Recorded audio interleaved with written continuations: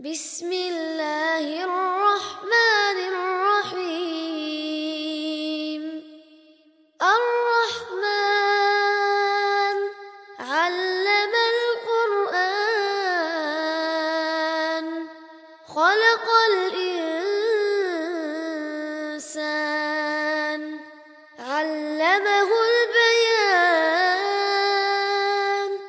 الشمس والقمر بحسبان والنجم والشجر يسجدان والسماء رفعها ووضع الميزان ألا تطغوا في الميزان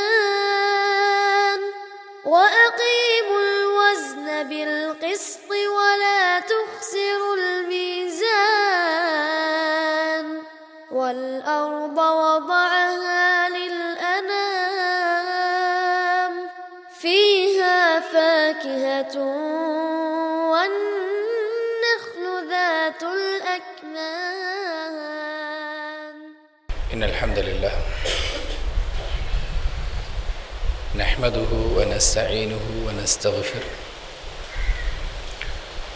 ونعوذ بالله من شرور أنفسنا وسيئات أعمالنا من يهده الله فلا مضل له ومن يضلل فلا هادي له وأشهد أن لا إله إلا الله وأشهد أن محمدا عبده ورسوله أما بعد فإن أصدق الحديث كتاب الله وخير الحدي حدي محمد صلى الله عليه وسلم وشر الأمور محدثاتها وكل محدثة بدعة وكل بدعة ضلالة وكل ضلالة في النار. எல்லா புகழும் புகழ்ச்சியும் வணக்கங்களும் ஏக இறைவன் அல்லாஹ் ரப்பல் ஆலமீன் அவன் ஒருவனுக்கே என்றென்றும் சொந்தமானது. அவன் தனித்தவன், யாதொரு இணையோ துணையோ தேவையோ இல்லாதவன்.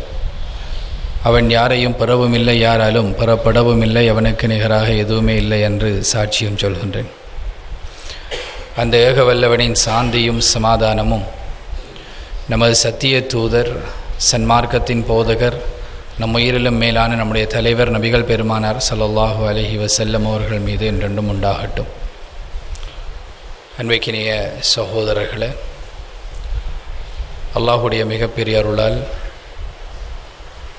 மற்றும் ஒரு வெள்ளிக்கிழமை அடையும் வரை அல்லாஹு தஆலா என்னுடைய ஆயுளையும் உங்களுடைய ஆயுளையும் நீட்டி அருள் புரிந்து இன்றைய சபையை அல்லாஹு தஆலா இன்றைய நாளை அல்லாஹு தஆலா இந்த சபையை கொண்டு சிறப்புப்படுத்தி இருக்கின்றானோ அந்த சபையிலே மீண்டும் ஒரு முறை ஒன்று சேரக்கூடிய பாக்கியத்தை ரப்புல் ஆலமீன் எனக்கும் உங்களுக்கும் தந்தருள் புரிந்திருக்கின்றான்.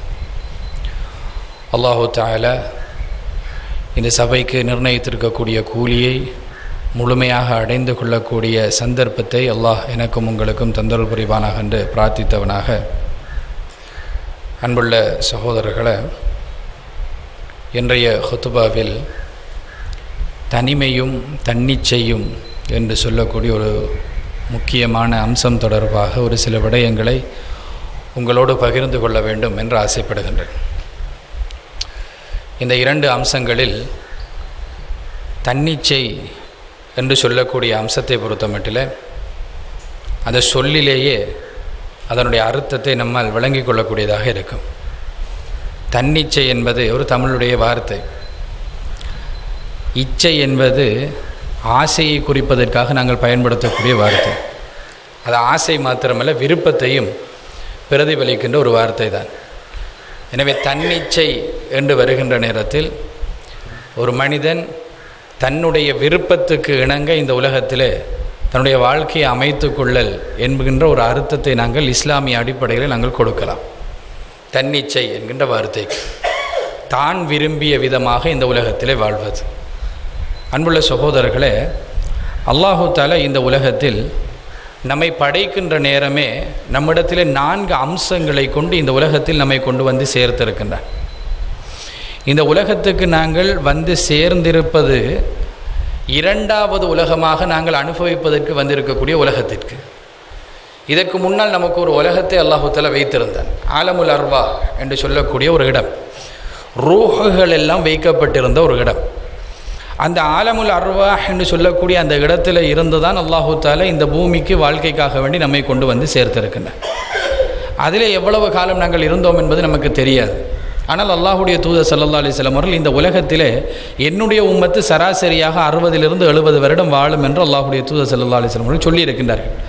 இந்த உலக வாழ்க்கை என்பது இவ்வளவு காலம் என்று நிர்ணயிக்கப்பட்ட ஒரு வாழ்க்கை, அதை அல்லாஹ் நமக்கு தந்திருக்கின்றார்.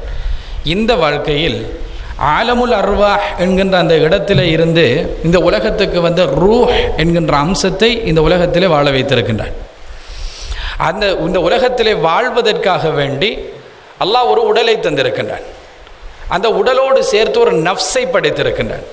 அந்த நஃப்ஸு ஏவுவதற்காக வேண்டி ஒரு கல்பை படைத்திருக்கின்றான். இந்த 4 அம்சமும் தான் நானும் நீங்களும். இந்த உலக வாழ்க்கையிலே நானும் நீங்களும் என்று அடையாளப்படுத்தப்படுவது இந்த 4 அம்சங்களையும் கொண்டுதான். ஒன்று நம்முடைய ரூஹ், அதுதான் ஒரிஜினலாக நாங்கள்.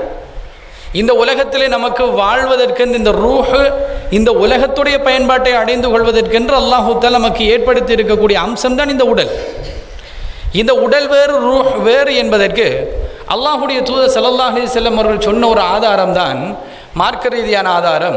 ஏனென்றால் இந்த 4 அம்சங்கள் தொடர்பாக இந்த உலகத்திலே பல ஆய்வுகள் நடந்திருக்கின்றது. எல்லா ஆய்வுகளும் குழப்பமான ஆய்வுகளாகத்தான் முடிந்திருக்கின்றது. அல்லாஹுடைய தூதரிடத்திலும் கூட இந்த ஆய்வுகள் சம்பந்தமான கேள்விகள் கேட்டிருக்கின்றார்கள்.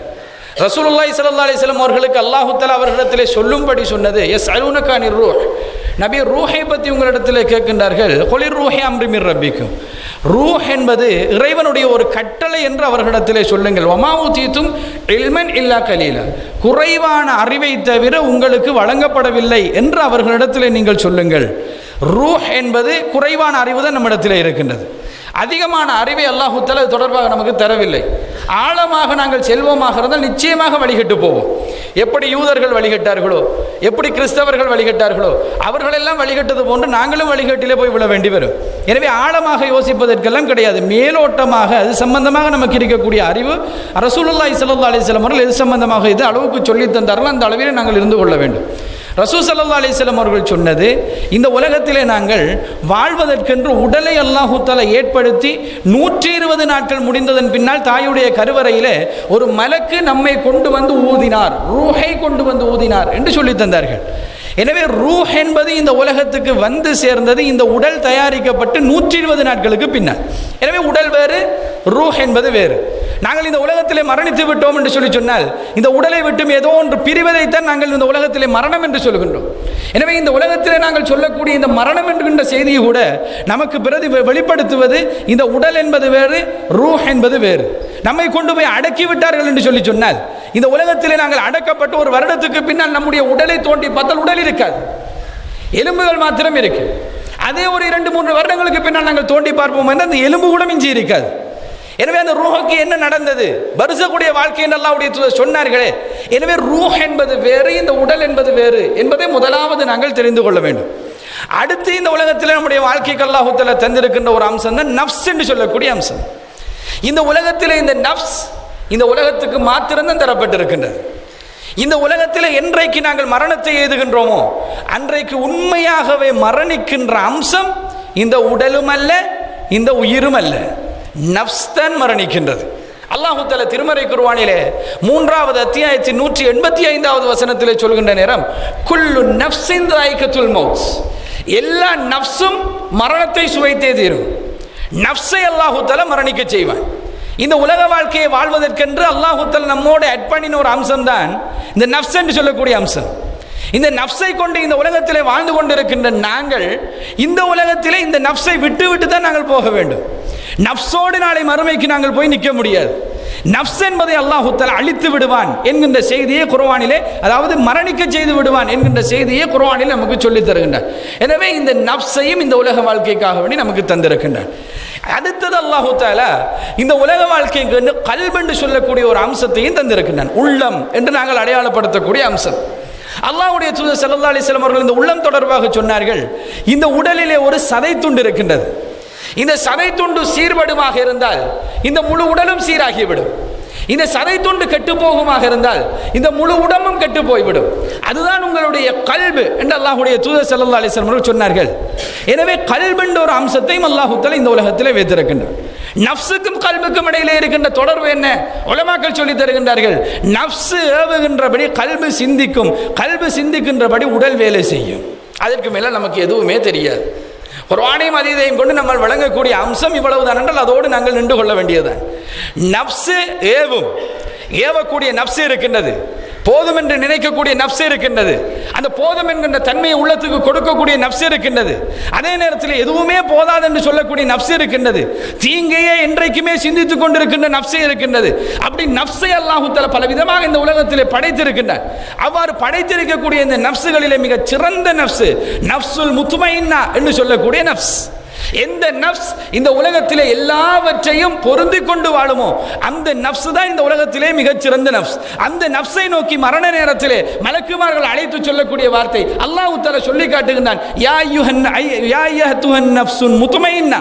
முத்மஇன்னா என்று சொன்னால் திருப்தி அடைந்த நஃப்ஸ், திருப்தி அடைந்த ஆன்மாவே என்று அல்லாஹ் தஆலா அந்த நஃப்ஸை அழைத்து இர்ஜிஇ இலா ரப்பிக ராதியத்தன் மர்தியா, நீங்கள் அல்லாஹ்வுடைய திருப்தியின் பக்கம் நுழைந்து கொள்ளுங்கள், விரைந்து வாருங்கள், வந்து சேருங்கள் என்று அல்லாஹ் தஆலா அழைக்கின்ற ஒரு அழைப்பை அல்லாஹ் சூரத்துல் ஃபஜ்ரிலே நமக்கு சொல்லி தருகின்றார். ஃபதுகுலி ஃபி இபாதி ஃபதுகுலி ஜன்னதி, நீங்கள் எங்களுடைய ஜன்னா என்று சொல்லக்கூடிய அந்த இதற்குள்ளே நீங்கள் நுழைந்து கொள்ளுங்கள், நல்லடியார்களோடு நீங்கள் சேர்ந்து கொள்ளுங்கள் என்று அல்லாஹ் தஆலா நமக்கு சொல்லி தரக்கூடிய ஒரு அழகான ஒரு செய்தி இந்த நஃப்ஸ் சம்பந்தமாக நமக்கு கிடைக்கின்றது. எனவே நஃப்ஸ் என்று சொல்லக்கூடிய அம்சம் இருக்கின்றது, இந்த நஃப்ஸ் என்று சொல்லக்கூடிய அம்சத்தையும் அல்லாஹ் நமக்கு தந்திருக்கின்றான். அதுதான் கல்பை ஏவி கொண்டு இருக்கின்றது. இந்த நஃப்ஸ், இந்த கல்பை ஏவிக்கொண்டிருக்கின்ற இந்த நஃப்ஸ் இருக்கின்றதே, இந்த நஃப்ஸை கொண்டுதான் நம்முடைய தன்னிச்சை தீர்மானிக்கப்படுகின்றது. இந்த உலகத்தில் இந்த நஃப்ஸை நாங்கள் சரிப்படுத்துவதற்கும், இந்த நஃப்ஸ் அல்லாஹ்வுடைய கையிலே இருக்கின்றதே அந்த நஃப்ஸை அல்லாஹ்விடத்திலே சீர்படுத்தி தருமாறு கேட்பதிலும், அந்த நஃப்ஸோடு இந்த உலகத்திலே போராடுகின்ற போராட்டமும், அதன் மூலமாக இந்த உள்ளத்தை சீர்படுத்துவதும், அதன் மூலமாக இந்த உலகத்திலே சிறந்த ஒரு வாழ்க்கையை ஏற்படுத்துவதும் தான் அல்லாஹ் இந்த உலகத்தில் நமக்கு தந்திருக்கக்கூடிய மிகப்பெரிய ஒரு டாஸ்க். இந்த நஃப்ஸை கட்டுப்படுத்துவது நம்மால் முடிந்த ஒரு காரியம் உண்டு அல்ல, அல்லாஹ்வுடைய கட்டுப்பாட்டில் இருக்கின்ற ஒரு அம்சம். அது இறைவனை சார்ந்துதான் நாங்கள் இந்த நஃப்ஸை சீராக்க முடியும். எனவே தன்னிச்சை என்று சொல்லக்கூடிய அம்சத்தை இந்த நஃப்ஸே தீர்மானிக்கின்ற ஒரு நிலைமை, இந்த உலகத்தில் எல்லாவற்றையும் இந்த நஃப்ஸே நமக்கு செய்து தருகின்ற ஒரு நிலைமையை நாங்கள் ஏற்படுத்தி விடுவோமாக இருந்தால், அப்படி இந்த நஃப்ஸை நாங்கள் பழக்கப்படுத்தி விடுவோமாக இருந்தால், அந்த நஃப்ஸில் இருந்து அல்லாஹ்விடத்திலே பாதுகாப்பு தேடாமல் இருப்போமாக இருந்தால், இந்த உலகத்தில் நாங்கள் நினைத்தது மாதிரி வாழ்வதற்கு நாங்கள் பழகி விடுவோம். நாங்கள் எதை நினைக்கின்றோம் அதை நாங்கள் செய்வோம். அந்த நினைப்பதும் செய்வதும் என்கின்ற ஒரு பகுதி இருக்கின்றதா இல்லை நம்முடைய வாழ்க்கையிலே? அந்த நினைப்பதும் செய்வதும் என்பது நஃப்ஸுடைய ஏவல் உள்ளத்துக்கு, அந்த உள்ளம் நம்முடைய உடலை தூண்டுகின்றது, உடல் அந்த காரியத்தை செய்து விடுகின்றது. இந்த தன்னிச்சை தான் நினைத்தபடியாக இந்த உலகத்திலே வாழுகின்றல் என்கின்ற ஒரு அம்சத்தை மூமின்களுக்கு அல்லாஹ் தஆலா வைக்கவில்லை. இந்த உலகத்திலே அல்லாஹ் தஆலா இந்த நஃப்ஸை கட்டுப்படுத்துவதற்கு பிரார்த்தனைகள் அல்லாஹ்வுடைய தூதர் ஸல்லல்லாஹு அலைஹி வஸல்லம் அவர்கள் மூலமாக கற்றுத்தந்தார். அல்லாஹ்வுடைய தூதர் ஸல்லல்லாஹு அலைஹி வஸல்லம் அவர்கள் நமக்கு சொல்லி தந்த ஒரு அழகான ஒரு செய்தி தான், அல்லாஹும்ம இன்னி அஊது பிக மின் இல்மின் லா யன்ஃப, இறைவா எனக்கு பயனில்லாத கல்வியை விட்டு உன்னிடத்திலே நான் பாதுகாப்பு தேடுகின்றேன். வ மின் கல்பின் லா யக்ஷ, உன்னை பயப்படாத உள்ளத்தை விட்டு உன்னிடத்திலே நான் பாதுகாப்பு தேடுகின்றேன். வ மின் நஃப்ஸின் லா தஷ்ப, திருப்தி அடையாத ஆன்மாவை விட்டு உன்னிடத்திலே நான் பாதுகாப்பு தேடுகின்றேன். இந்த உள்ளம் என்பது, அதே நேரத்தில் நஃப்ஸ் என்பது எப்படி இந்த உலகத்தில் இருக்க வேண்டும் என்பது இந்த பிரார்த்தனையில் அல்லாஹ்வுடைய தூதர் சொல்லி தருகின்றார்கள். நஃப்ஸ் என்பது திருப்தி அடையக்கூடியதாக இருக்க வேண்டும். எதை கொடுத்தாலும் போதும் என்று நினைக்கின்ற அளவிலே இருக்க வேண்டும். எது நம்மிடத்தில் இருக்கின்றதோ இதுதான் அல்லாஹ் தஆலா தந்தது என்று அல்லாஹ்வுடைய நாட்டத்தை பொருந்திக் கொள்ளக்கூடிய நிலைமையிலே இருக்க வேண்டும். அவ்வாறு அல்லாஹ்வுடைய நாட்டத்தை பொருந்திக் கொள்ளக்கூடிய நிலைமையிலே எது கிடைத்தாலும் போதும், அல்ஹம்துலில்லாஹ், அல்லாஹ் இதைத்தான் எனக்கு நாடி இருக்கின்றான் என்று இந்த உலக வாழ்க்கையுடைய தன்மையை ஏற்றுக்கொள்ளக்கூடிய நஃப்ஸாக நம்முடைய நஃப்ஸை இருக்குமாக இருந்தால் நம்முடைய கல்பு அல்லாஹ்வை பயப்படக்கூடிய கல்பாக இந்த உலகத்திலே வாழும். அவ்வாறு இருக்கின்ற நேரத்திலே நம்முடைய இச்சை தன்னிச்சை என்கின்ற நிலைமை நம்முடைய வாழ்க்கையிலே இருக்காது. நம்முடைய வாழ்க்கையிலே தன்னிச்சை இருக்குமாக இருந்தால் நிறைய பாவங்கள் நம்மோடு வந்து சேரும் என்பாத சகோதரர்களே. நாங்கள் நினைத்தது மாதிரி இந்த உலகத்திலே வாழக்கூடிய நிலைமை என்பது ஏற்பட்டுவிடும். ஆனால் அல்லாஹ் தஆலா நமக்கு வைத்திருக்கின்ற வாழ்க்கை என்பது இறைவனுடைய கட்டளைப்படி இந்த உலகத்திலே வாழக்கூடிய ஒரு வாழ்க்கை. நாங்கள் நினைத்த மாதிரி வாழ்வதற்கு இந்த உலகத்தை அல்லாஹ் தஆலா ஏற்படுத்தவில்லை. சொர்க்கத்தை அல்லாஹ் தஆலா எப்படி ஏற்படுத்தி இருக்கின்றான்? நாங்கள் நினைத்த மாதிரி வாழ்வதற்கு ஏற்படுத்தி இருக்கின்றான். இந்த உலக வாழ்க்கைக்கும் மறுமை வாழ்க்கைக்கும் இடையில் இருக்கின்ற வித்தியாசம் அதுதான். சொர்க்கத்திலே அல்லாஹ் தஆலா வைத்திருக்கின்ற வாழ்க்கை எந்த தடையும் இல்லாத வாழ்க்கை, எந்த சட்டமும் இல்லாத வாழ்க்கை, எந்த விதமான கோட்பாடுகளும் கொள்கைகளும் இப்படித்தான் போக வேண்டும் என்பதெல்லாம் இல்லாத ஒரு வாழ்க்கை. நாங்கள் இன்றைக்கு இந்த உலகத்திலே தன்னிச்சையாக நம்முடைய உள்ளம் சொன்ன விதமாக, நம்முடைய உள்ளம் ஆசைப்பட்ட விதமாக, நான் விரும்பிய மாதிரி இருக்க வேண்டும் என்று நாங்கள் நினைக்கின்ற விதமாக எதையெல்லாம் செய்கின்றோமோ அது செய்கின்ற உலகம் இந்த உலகம் அல்ல. அப்படித்தான் அல்லாஹ் படைத்திருக்கின்றான். அப்படி விரும்பக்கூடிய ஒரு ஆன்மாவை நமக்கு தந்திருக்கின்றான். ஆனால் அந்த ஆன்மா வேலை செய்ய வேண்டிய இடம் இந்த உலகம் அல்ல. நாளை மறுமையிலே அல்லாஹ் தஆலா சொர்க்கத்திலே அப்படியான ஒரு ஏற்பாட்டை செய்திருக்கின்றான். எதிலே தடை இருக்கின்றது என்று சொல்லுங்கள்? எதிலும் தடை கிடையாது. இந்த உலகத்தில் அல்லாஹ் தஆலா சட்டங்களை வைத்து சட்டங்களை இயற்றி அந்த சட்டங்களின் மூலமாக நாங்கள் சில விடயங்களின் மூலம் தடுக்கப்பட்டிருக்கின்றோம். இந்த உலகத்தில் இதை செய்யப்படாது என்று சொல்லி அல்லாஹ் தஆலா தடை விதித்திருக்கின்றான்.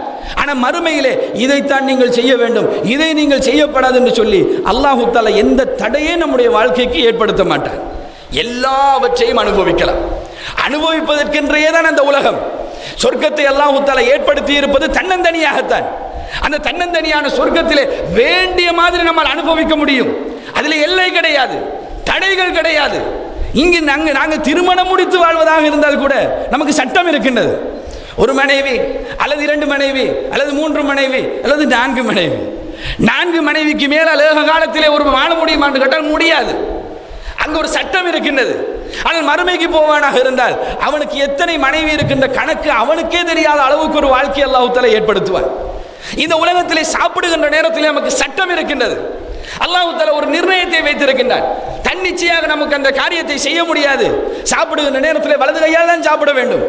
சாப்பிடுகின்ற நேரத்தில் தட்டிலே எந்த பகுதியில் கை வைக்க வேண்டும் சொல்லித்தரப்பட்டிருக்கின்றது. சாப்பிடுகின்ற நேரத்தில் எந்த அளவில் சாப்பிட வேண்டும் சொல்லித்தரப்பட்டிருக்கின்றது. அதுக்கு ஒரு நிர்ணயத்தை, ஒரு சட்டத்தை இந்த உலகத்திலே ஒரு வரையறை அல்லாஹ் தஆலா போட்டிருக்கின்றான். ஆனால் சொர்க்கத்திலே அல்லாஹ் தஆலா அந்த வரையறையை எடுத்து விடுவான். வேண்டிய அளவு சாப்பிடலாம், வேண்டிய அளவு குடிக்கலாம். உங்களுடைய உடல் என்னுடைய உடல், அந்த உடல் கூட அந்த இடத்தில் அதற்கு விட்டு கொடுக்கும். வேண்டிய அளவு சாப்பிடுவதற்கு இந்த உலகத்தில் வேண்டிய அளவு சாப்பிடலாம் என்று ஒருவன் இருந்தால் கூட ஒரு சகனுக்கு மேலே சாப்பிட முடியாது சகோதரர்களே. கொஞ்சம் தூரம் போற நேரத்தில் அவனுக்கு முட்டிடும். இதுக்கு மேல 7 ஆண்டு அவனே எழும்புவான். எவ்வளவு விருப்பமான சாப்பாடாக இருந்தாலும் இந்த உடல் அதுக்கு விட்டு கொடுக்காது. தன்னிச்சையோடு முழுமையாக இந்த உலகத்திலே வாழ்வதற்கு இந்த உலகத்திலே இருக்கின்ற அம்சங்களும் அதில் இருக்கின்ற தன்மைகளும் போதாது அன்பார்ந்த சகோதரர்களே. அப்படி என்றால் இந்த உலகத்திலேயே யதார்த்தம் நாங்கள் தன்னிச்சையாக வாழ்வதற்கு அல்லாஹ் தஆலா ஏற்படுத்திய யதார்த்தம் அல்ல. இந்த உலகத்திலே அல்லாஹ் தஆலா ஏற்படுத்திய யதார்த்தம் நம்முடைய இச்சையை ஒரு பக்கம் எடுத்து வைத்துவிட்டு, நம்முடைய விருப்பத்தை ஒரு பக்கம் எடுத்து வைத்துவிட்டு, இறைவனுடைய கட்டளையை நம்முடைய விருப்பமாக எடுத்து நடக்கக்கூடிய, இறைவனுடைய கட்டளையை நாங்கள் பொருந்தி இந்த உலகத்திலே வாழக்கூடிய அந்த நிலைமையைத்தான் அல்லாஹ் தஆலா இந்த உலகத்திலே ஏற்படுத்தி இருக்கின்றான் என்பதை முதலாவது நம்முடைய உள்ளத்திலே நாங்கள் விளங்கிக் கொள்ள வேண்டும். இந்த தலைப்பு சம்பந்தமாக ஒரு சில விடயங்களை நாங்கள் புரிந்து கொள்வதற்காக வேண்டும். இதை ஆரம்பமாக நாங்கள் புரிந்து கொள்ள வேண்டும். இந்த உலகத்தில் அல்லாஹ்வுடைய நிர்ணயம் தான் நம்முடைய விருப்பமாக இருக்க வேண்டுமே தவிர என்னுடைய நிர்ணயமும் என்னுடைய உள்ளம் ஏவுவதும் என்னுடைய நஃப்ஸ் ஏவுவதும் நான் இந்த உலகத்தில் விரும்பிய மாதிரி வாழலாம் என்கின்ற நிர்ணயம் இந்த உலகத்தில் அல்லாஹ் தஆலா வைக்கவில்லை. இது முதலாவது அம்சம். இரண்டாவது, இந்த தலைப்பில் இருக்கக்கூடிய தனிமை என்று சொல்லக்கூடிய விடயம். இந்த உலகத்தில் தனிமை என்று சொல்லக்கூடிய அம்சத்தை பலவிதமாக நம்முடைய வாழ்க்கையில் நாங்கள் உணர்வோம். நாங்கள் தனிமை என்று சொல்லக்கூடிய அந்த தனிமை இருக்கின்றது பிசிக்கலாக இந்த உடல் மாத்திரம் தனிமையாக இருப்பது மாத்திரமல்ல தனிமை, அதுவும் ஒரு தனிமை தான். நான் மாத்திரம்தான் இருக்கின்றேன். ஒரு இடத்துல நான் போய் இருந்தால் அந்த இடத்துல வேறு யாரும் கிடையாது, நான் மட்டும் இருக்கின்றேன். அது வீடாக இருக்கலாம், அல்லது நாங்கள் வேலை செய்யக்கூடிய இடமாக இருக்கலாம், அல்லது நாங்கள் வேலை செய்யக்கூடிய கடையாக இருக்கலாம், அல்லது நாங்கள் இருக்கக்கூடிய ஒரு ஸ்டோராக இருக்கலாம், நாங்கள் இருக்கக்கூடிய ஒரு மஸ்ஜிதாக இருக்கலாம். சில வேளைகளில் தன்னந்தனியாக நான் மட்டும்தான் இருக்கின்றேன் என்று பிசிக்கலாக நம்ம மட்டும் இருக்கக்கூடியதை தனிமை என்று சொல்லுவோம். அது மாத்திரமல்ல தனிமை. இந்த உலகத்தில் இந்த உடல் நாங்கள் தனியாக இல்லை என்றாலும் உள்ள ரீதியாக தனிமையில் இருக்கக்கூடிய சந்தர்ப்பங்களும் இந்த உலகத்தில் இருக்கின்றது. பல மக்கள் இருப்பார்கள், ஆனால் நான் என் உள்ளத்தால் தனியாகத்தான் இருக்கின்றேன். இப்பொழுது நான் என்ன நினைக்கின்றேன் என்கின்ற விடயம் என்னுடைய தனிமையோடு சம்பந்தப்பட்டது. எனக்கு மட்டும்தான் தெரியும். என் உடல் ஏதாவது காரியம் செய்யுமாக இருந்தால் மட்டும்தான் உங்களுக்கு விளங்கும். என்னுடைய உள்ளம் இப்பொழுது என்ன நினைத்துக் கொண்டிருக்கின்றது என்பது என்னுடைய தனிமையோடு சம்பந்தப்பட்ட விடயம். இந்த இடத்தில் அது யாருக்கும் தெரியாது. உங்களுடைய உள்ளம் என்ன சிந்திக்கின்றது என்பது யாருக்கும் தெரியாது. உங்களுக்கு மட்டும்தான் தெரியும். அதை நீங்கள் வெளிப்படுத்தினால் தான் அடுத்தவர்களுக்கு தெரியும் என்றால் அதுவும் தனிமைதான் சகோதரர்களே. சில நேரங்களில் நாங்கள் பலரோடு சேர்ந்து ஒரு காரியத்தை செய்திருப்போம், பலருடைய உதவி கொண்ட ஒரு காரியத்தை செய்திருப்போம். ஆனால் சொல்லுகின்ற நேரத்தில் சொல்லுவோம், அந்த காரியத்துக்கு எனக்கு யார் ஹெல்ப் பண்ண, நான் மட்டும்தான் செஞ்சேன், நான் மட்டும்தான் செய்தேன், நான் தனியாக கொழும்புக்கு போய் வந்தேன். பஸ்ஸில் அத்தனை பேர் இருந்திருப்பாங்க, நம்மளை கூட்டிக் கொண்டு போனதும் இன்னொரு ஆளா இருக்கும். அந்த பஸ்ஸில் ஏறி அத்தனை பேரோட கொழும்புக்கு போய் வந்திருப்போம். ஆனால் கேட்கின்றது, யாராவது கேட்டால் யாரோட போனீங்க, தனியாக தான் போனேன். யாரும் சொல்றதில்லை. பஸ்ஸில் ஒரு குறைஞ்சது ஒரு 65 பேர் இருந்திருப்பாங்க அல்லது 70 பேர் இருந்திருப்பாங்க. 70 பேரோட கொழும்புக்கு போய் வந்தேன் என்று யாரும் சொல்வது கிடையாது. நாங்கள் தனியாக போய் வந்தேன். தனிமை என்பதை அந்த இடத்திலும் நாங்கள் உணர்கின்றோம் என்று அர்த்தம். தனிமை என்பது பிசிக்கலாக நம்ம மட்டும் இருந்தால் மாத்திரமல்ல, தனிமை என்பது மக்களோடு மக்களாக நாங்கள் இருக்கின்ற நேரத்திலும் அந்த தனிமை என்கின்ற வார்த்தை வெளிப்படும். வெளிநாட்டிலே இருக்கின்றோம், நம்முடைய சகோதரர்கள் நிறைய பேர் வெளிநாட்டில் இருக்கின்றார்கள். யாரோடு இருக்கின்றார்கள்? தனியாத்தான் இருக்கிறார்கள். தனியாக ரூம் எடுத்திருக்கிறார்கள். இல்லை, ரூம்ல 5 பேர் இருக்கிறாங்க. ரூம்ல 5 பேர் இருந்தால் அவர் எப்படி தனியா இருப்பார்? இந்த குடும்பத்திலிருந்து அங்கு யாரும் இல்லை என்று அர்த்தம். இந்த ஊரிலிருந்து அங்கு யாரும் இல்லை என்று அர்த்தம். அவரை இந்த ஊரிலே அவர் எந்த ஊருக்கு அவர் வெட்கப்பட்டு, எந்த ஊருக்கு கூனி குறுகி, எந்த ஊருக்காக சில விடயங்களை செய்யாமல் தவிர்த்து, எந்த ஊருக்காக சில காரியங்களை மக்களோடு மக்களாக கலந்து செய்யக்கூடியவராக இருந்தாரோ அந்த ஊரிலிருந்து, அவர் அறிமுகமான இடத்திலிருந்து அவர் வெளிப்பட்டு மக்களோடு மக்களாக இருந்தால் கூட அவர் தனியாக இருக்கின்றார் என்று தான் நாங்கள் சொல்லுவோம். அது கூட ஒரு வகையான தனிமைதான். தனிமை என்று சொல்கின்ற நேரத்தில் பிசிக்கலாக நாங்கள் தனியாக இருப்பது மாத்திரமல்ல, மக்களோடு மக்களாக கூட்டமாக இருந்தால் கூட இந்த உள்ளம் சில சந்தர்ப்பங்களிலே தனிமையாக இருக்கும். தனிமையாக இருக்கின்ற நேரத்தில் அது கூட தனிமைதான். எல்லா மனிதர்களுக்கும், இந்த இடத்தில் இருக்கக்கூடிய எல்லா மனிதர்களுக்கும் பிசிக்கலான தனிமை என்பது கிடைக்கவில்லை என்றாலும் உள்ளத்தால் தனிமையாக இருக்கக்கூடிய சந்தர்ப்பம் பல சந்தர்ப்பங்களில் இருக்கத்தான் செய்கின்றது. எப்பொழுதும் நாங்கள் தனிமையிலே தான் இருக்கின்றோம். எல்லா சந்தர்ப்பங்களிலும் தனிமையை அனுபவித்துக் கொண்டுதான் இருக்கின்றோம். என்னுடைய உள்ளத்தால் நான் நினைக்கின்ற சில விடயங்களை அடுத்தவர்களால் அறிந்து கொள்ள முடியாது என்கின்ற உணர்வு என்னுடைய உள்ளத்தில் இருக்கும் வரை அதனுடைய தனிமையை நான் உணர்ந்து கொண்டே தான் இருக்கின்றேன்.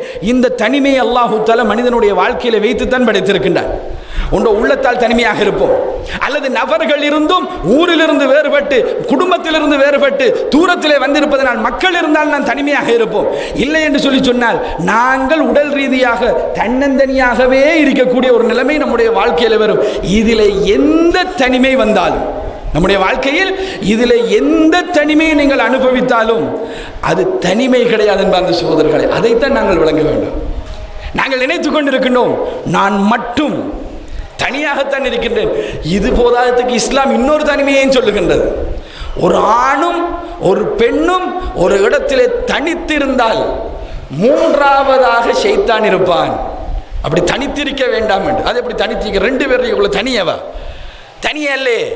ஒரு பாலும் இன்னொரு பாலினமும் ஒன்றோடு ஒன்று, 2 பேரும் இருக்கிற நேரம், ஒன்றாக இருக்கிற நேரம் இருக்கின்றதே, அதை கூட இஸ்லாம் தனிமையாகத்தான் சொல்லுகின்றது. மஹரமாக இருந்தால் ஒரு விடயம், மஹரம் இல்லாதவர்களாக அஜ்னபிகள் 2 பேர் ஒரு இடத்திலே தனித்திருந்தால் என்றுதான் இஸ்லாம் சொல்லுகின்றது. அதை கூட இஸ்லாம் தனிமை என்றுதான் பார்க்கின்றது. அந்த நேரத்தில் சில வேளைகளில் நாங்கள் தனியாகத்தானே இருக்கின்றோம் என்கின்ற உணர்வு ஆணுடைய உள்ளத்திலும் ஏற்படும், பெண்ணுடைய உள்ளத்திலும் ஏற்படும். ஏனென்றால் நம்மை சுற்றி யாருமே கிடையாது. அந்த 2 பேரும் தன்னந்தனியாக இருக்கின்றோம் என்கின்ற அந்த உணர்வு ஏற்படக்கூடிய உள்ளத்தை தான் அல்லாஹ் தஆலா நமக்கு படைத்திருக்கின்றான். இந்த தனிமை இருக்கின்றதே, இதில் எந்த தனிமை, நான் சொன்ன எந்த தனிமையும் இந்த உலக வாழ்க்கையிலே அல்லாஹ் தஆலா நமக்கு ஏற்படுத்தவே கிடையாது, இதுக்கு புறவும் ஏற்படுத்த போவதும் கிடையாது. ஏனென்றால் தனிமை என்பது ஈமான் கொண்ட ஒரு மனிதன் உணர்ந்து கொள்ளக்கூடிய ஒரு உணர்வு அல்ல. ஈமான் கொண்ட ஒரு மனிதனுடைய உள்ளம் எந்த நேரத்திலும் இறைவன் என்னை கண்காணித்துக் கொண்டிருக்கின்றான் என்கின்ற உணர்வோடு தான் இருக்கும் என்பார்ந்த சகோதரர்களே.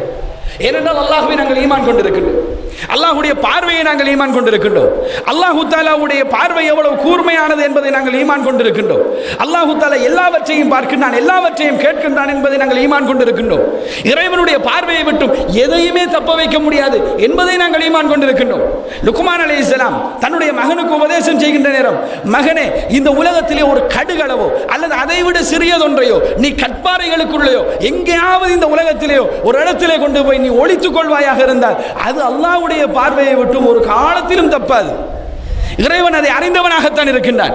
இந்த உலகத்தில் அல்லாஹ்வுடைய பார்வையை விட்டும் ஒரு பிசிக்கலாக ஒரு சாமானை நம்மால் ஒழிக்கவே முடியாது என்பார்ந்த சகோதரர்களே. மனிதர்களுடைய பார்வைக்கு ஒழிக்கலாம், மனிதர்களுடைய பார்வைக்கு நாங்கள் மறைக்கலாம். வீட்டில் இருக்கக்கூடிய ஒரு பெரிய சாமான கூட அலுமாரில் இருக்கிற உடுப்புக்குள்ள ஒழிச்சிட்டோம்னு சொன்ன சில நேரம் விளங்காது. ஆனால் இறைவனுடைய பார்வைக்கு அது என்றைக்குமே தப்பாது. அது போன்றதான் உள்ளமும். இந்த பிசிக்கலாக இருக்கக்கூடிய இந்த உடலும் அல்லாஹ்வுடைய பார்வையை விட்டும் தப்பாது. தனியாக இருந்தாலும் சரி, இந்த உள்ளம் கூட அல்லாஹ்வுடைய பார்வையை விட்டும் தப்பாது. கூட்டமாக இருந்து நாங்கள் யோசித்தாலும் சரி, கூட்டமாக இருக்கின்ற நேரத்தில் நான் தனியாக இருக்கின்றேன் என்கின்ற உணர்வு கொண்டு நாங்கள் சில விஷயங்களை யோசிப்போமே, அது நாங்கள் தனியாக யோசிப்பதல்ல, இறைவனுடைய சூப்பர்விஷனுக்கு கீழே இருந்து கொண்டுதான் நாங்கள் யோசிக்கின்றோம். இறைவனுடைய கண்காணிப்புக்கு கீழே இருந்து கொண்டுதான் யோசிக்கின்றோம். இறைவன் நம்மை பார்த்து கொண்டுதான் இருக்கின்றான் என்பதை நாங்கள் புரிந்து கொள்ள வேண்டும் என்பது சகோதரர்களே. 57வது அத்தியாயத்தின் 4வது வசனத்திலே அல்லாஹ் தஆலா சொல்கின்றான், அதாவது வஹுவ மஅக்கும் ஐனமா குந்தும், அல்லாஹ் அவன் உங்களோடு இருக்கின்றான். நீங்கள் எங்கிருந்தாலும், நீங்கள் எங்கு போயிருந்தாலும் அவன் உங்களோடு தான் இருக்கின்றான் என்று அல்லாஹ்வை பற்றி அல்லாஹ்வே திருமறை குர்ஆனிலே சொல்கின்றான். உள்ளத்திலே எதை நாங்கள் வைத்திருக்கின்றோம், எதை நாங்கள் வெளிப்படுத்துகின்றோம், எல்லாவற்றையும் அறிந்தவனாக அல்லாஹ் தஆலா இருக்கின்றான். எனவே இந்த உலகத்தில் அன்பார்ந்த சகோதரர்களே, மூமின்களுக்கு தனிமை என்பது கிடையாது.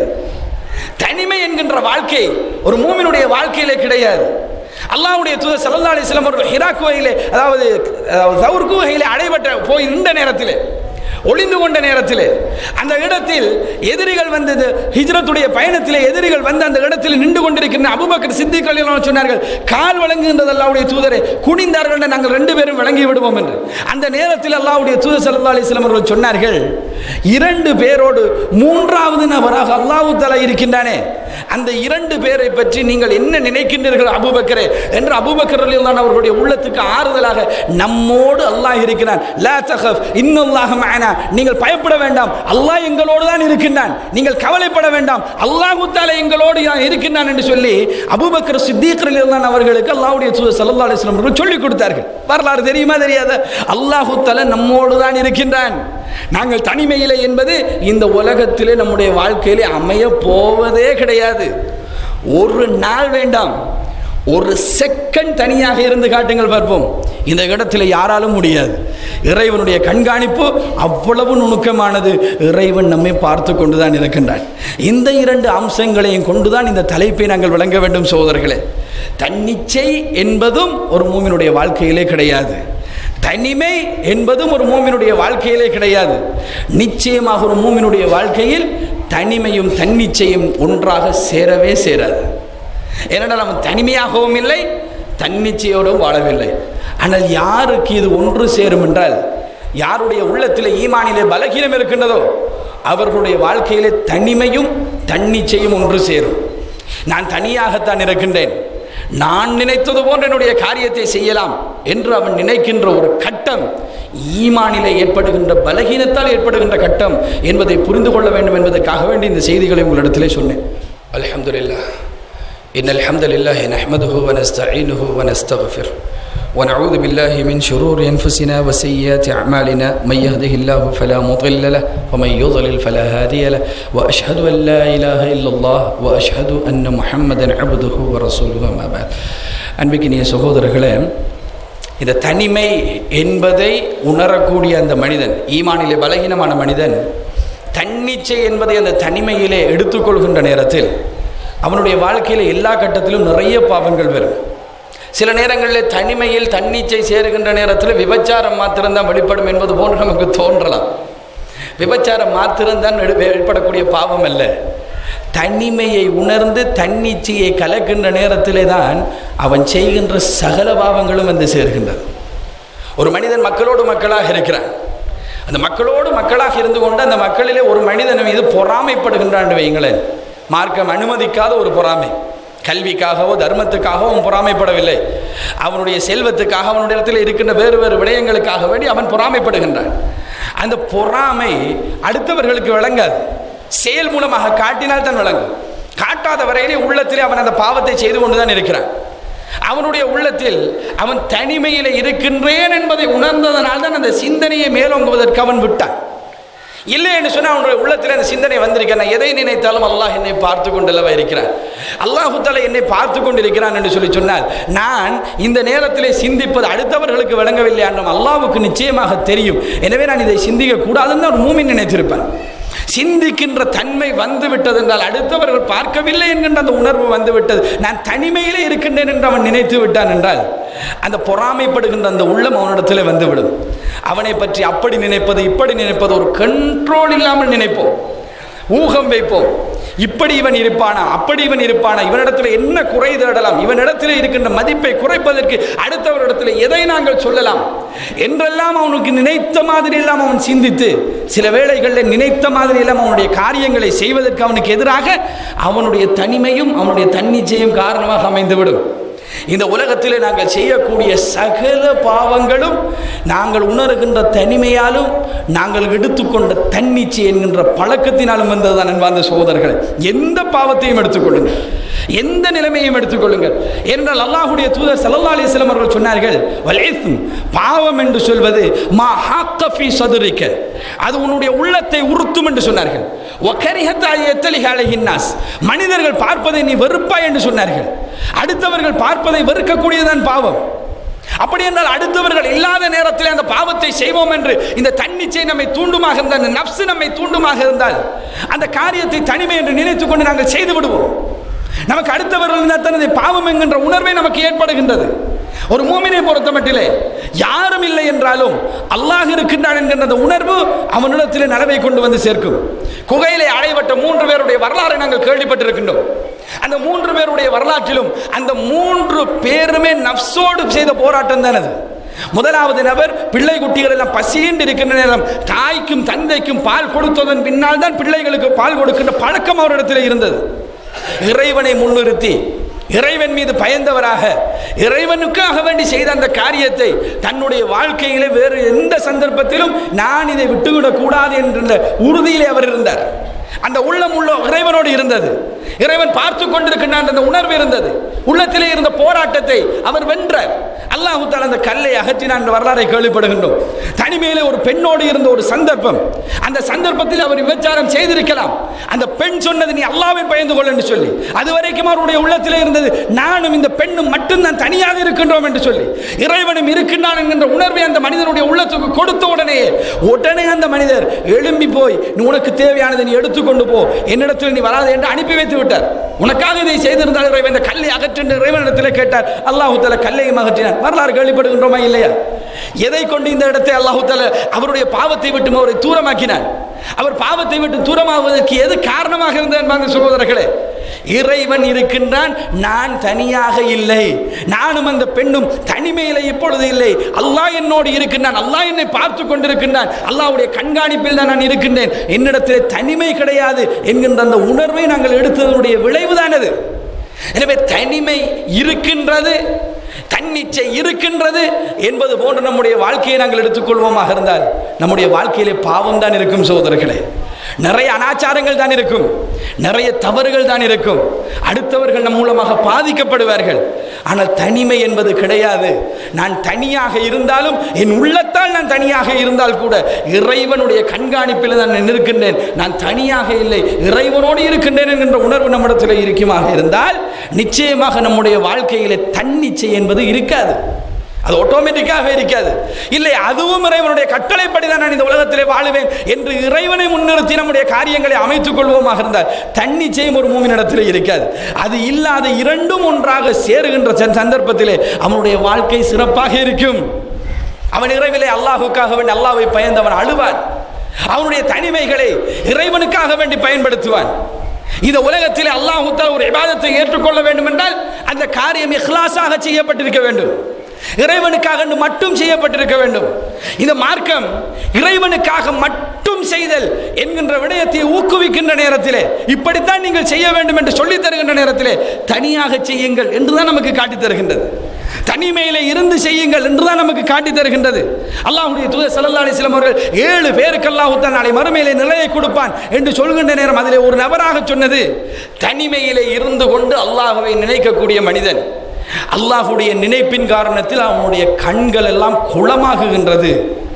அப்படியான மனிதன் அல்லாஹ்வுடைய தூதர் சொன்னார்கள். எப்பொழுது அவனுடைய கண்கள் எல்லாம் குளமாகின்றது? தனிமையிலே இருக்கின்ற நேரம். வலது கை கொடுக்கின்ற சதக்காவை இடது கைக்கு தெரியாமல் அவன் கொடுக்கின்றான். யாருக்கும் தெரியாமல் தனியாக செய்கின்ற அந்த சதக்கா. ஏனென்றால் அவனுடைய உள்ளத்துக்கு தெரியும், இப்பொழுது மனிதர்கள் யாரும் இல்லை, நான் கொடுக்கின்றேன், நிச்சயமாக இதை இறைவன் பார்த்து கொண்டிருக்கின்றான். நான் தனியாக இல்லை, மனிதர்களை விட்டும் தூரமாக இருக்கின்றேன், இறைவனை விட்டும் என்னால் தூரமாக முடியாது என்கின்ற அந்த உணர்வு அவனுடைய உள்ளத்திலே வந்துவிட்டதனால் இஹ்லாஸ் என்பது தானாக வந்துவிடும் என்பார் சகோதரர்களே. ஒரு மனிதனுடைய வாழ்க்கையில் இஹ்லாஸை எடுத்துக்கொள்வதற்கும் தனிமையாக நான் வாழவில்லை, இறைவனோடு தான் வாழ்ந்து கொண்டிருக்கின்றேன், இறைவனுடைய கண்காணிப்பிலே தான் வாழ்ந்து கொண்டிருக்கின்றேன் என்கின்ற அந்த உணர்வு காரணமாக இருக்கும். எனவே இந்த தலைப்பில் இருக்கக்கூடிய தனிமையும் தன்னிச்சையும் என்பது மூமின்களுக்குரிய அம்சம் அல்ல, மூமின்கள் எடுத்துக்கொள்ள வேண்டிய விடயம் அல்ல, மூமின்களுடைய வாழ்க்கையில் இருக்கக்கூடிய ஒரு அம்சம், இருக்க முடியாத ஒரு அம்சம். ஒரு மூமினாக இருந்தால் அவனுடைய வாழ்க்கையிலே தனிமை என்றைக்கு மூத்து வரைக்கும் கிடையாது. தன்னிச்சை என்பது என் வாழ்க்கையிலே கிடையாது, என் இச்சையெல்லாம் இறைவனுடைய கட்டளை தான் என்று இறைவனுடைய கட்டளைப்படி அவனுக்கு எவ்வளவு இறைவன் தேவை என்று நாடி இருக்கின்றானோ அவ்வளவத்தையும் குறைவில்லாமல் அனுபவித்து போகக்கூடிய ஒரு வாழ்க்கையை இந்த உலகத்திலே அவன் வைத்திருப்பான். அது நிச்சயமாக நன்மையாகத்தான் இருக்கும் என்பார் அந்த சகோதரர்களே. அந்த நன்மையான வாழ்க்கையை இந்த உலகத்திலே வாழ்ந்து தனிமையை விட இறைவனோடு இருக்கின்றோம் என்ற இந்த உணர்வை நம்முடைய உள்ளத்திலே கொண்டு வந்து ஒரு காலத்திலும் என்னை தனியாக இந்த உலகம் விட்டுவிட்டது என்று நாங்கள் ஃபெடப் டிப்ரெஸ்ட் ஆகி நாங்கள் மனநோயாளிகளாக மாறாமல், யார் இந்த உலகத்தில் என்னை விட்டாலும் என் உள்ளத்தோடு என் இறைவன் கண்காணிப்போடு இருக்கின்றான், என் உள்ளத்தை இறைவன் பார்ப்பான், என் வாழ்க்கையை இறைவன் பார்ப்பான், என்னோடு இறைவன் இருக்கின்றான் என்கின்ற உணர்வு நம்மளோடு சேர்த்துக்கொண்டு நாங்கள் இந்த உலக வாழ்க்கையை வாழ்வோமாக இருந்தால் பயம் இல்லாத, கவலை இல்லாத, நிம்மதியான ஒரு சந்தோஷமான ஒரு வாழ்க்கையை இந்த உலகத்தில் நாங்கள் வாழலாம். அப்படி ஒரு வாழ்க்கையை வாழ்வதற்குரிய பாக்கியத்தை அல்லாஹ் தஆலா எனக்கும் உங்களுக்கும் தௌஃபீக் செய்வானாக. வ ஆகிரு தஅவானா அல்ஹம்துலில்லாஹி ரப்பில் ஆலமீன்.